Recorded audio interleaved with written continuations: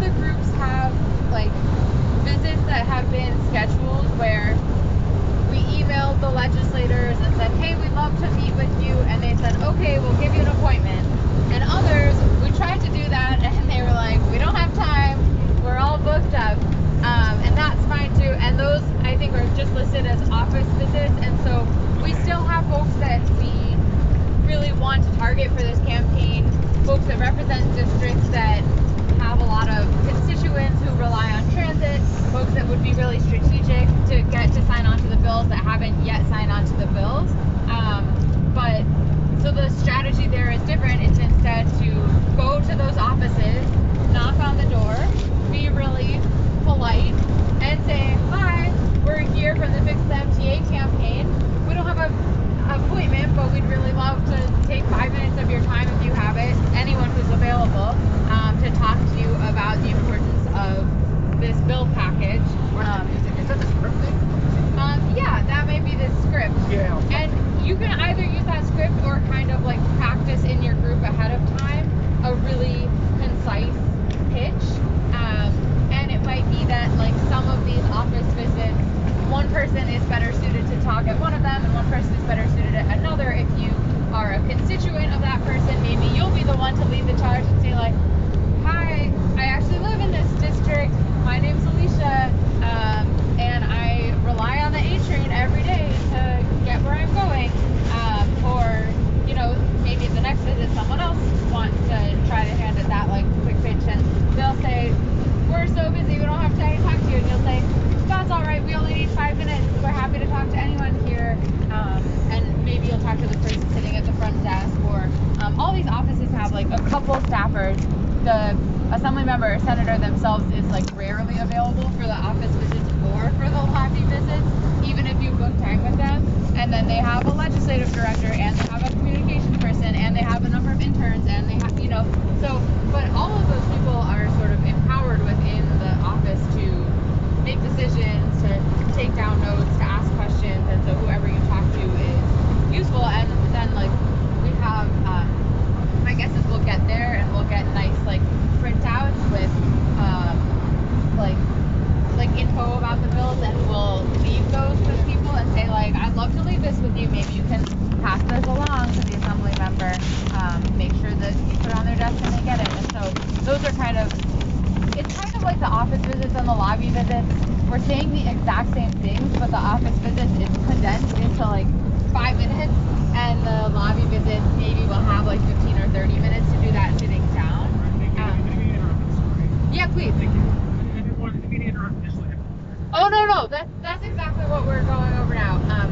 And in the lobby visits, when we do have the luxury of more time in these groups, what we might do is make a little plan for who's going to say what. So who's going to give the intro of, hi, we're here with the Fix the MTA campaign. We're constituents from all across New York who rely on subways and buses to get around, and we're here to talk to you about this package of bills that both addresses the financial crisis that the MTA is facing, as well as addressing the need for better frequency, reliability, whatever it is. And then say like, I'm going to pass it to my friends here to talk more about the impact these bills would have on them.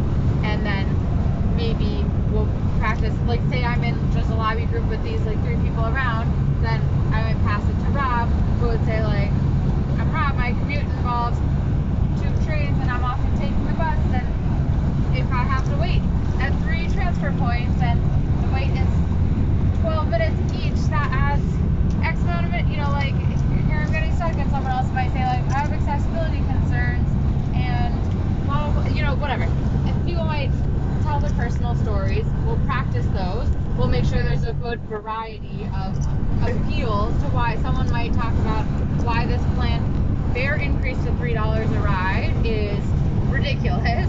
Why are we expected to pay more for the same or worse service? Someone might talk about why the plan for free buses is the right way to go for New York. But we'll each have a plan, and we'll know, because maybe we'll practice, or maybe we'll write it down for ourselves, like who's going first, who's going second, who's going third, what are the things that they're going to say, and then the last person with this hard ask, I'm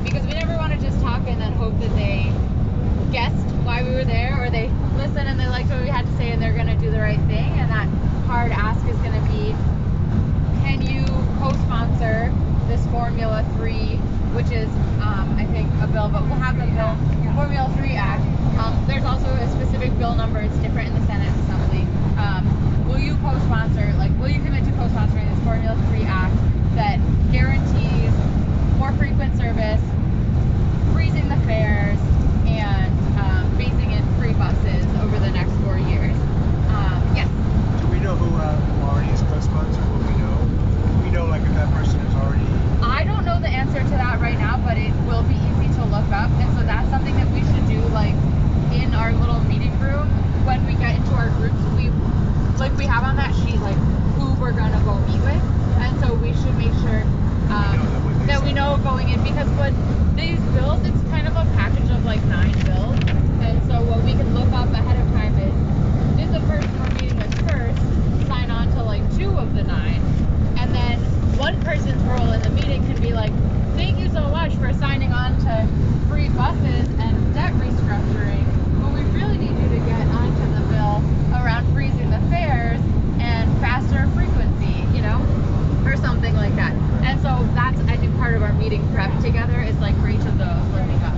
They advocate advocate for the bill That's a great point. If we're going to a meeting with someone that already has supported most of our bills, then the ask becomes, hey, what can you do to help us make sure this we know you're already on our team. What can you do to help make sure your colleagues support this? How can we get this passed together? So you guys will definitely have time to meet everyone that's in your group, the group leader, and as Alicia was saying, you guys are going to discuss kind of who you're going to target, what you guys want to say. You're going to have practice for that. You can even, one of the documents in this packet is, they are talking points, what you can say in advance, and it goes in depth, and if you want even more information, you can even go on the website, fixthemta.org, and there's much more. I think the bill numbers are actually on the website. Some of the bill numbers have been launched already. Who's I think on? all of them I have think been they even launched. say who's on. I believe so. But I think during the training with Zohran and Emily, which you'll have right before your set off to your lobby and your office visits, I think they're actually going to provide you with a budget letter too, because the two asks are co-sponsor the bills and sign on to the budget letter.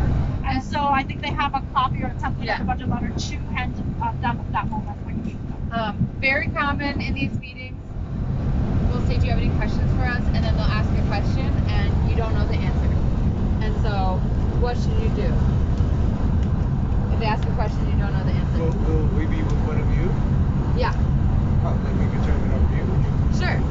Okay, so that's fine. Maybe you look around the room and see if there's someone in the room who does know the answer. And if not, don't make up an answer.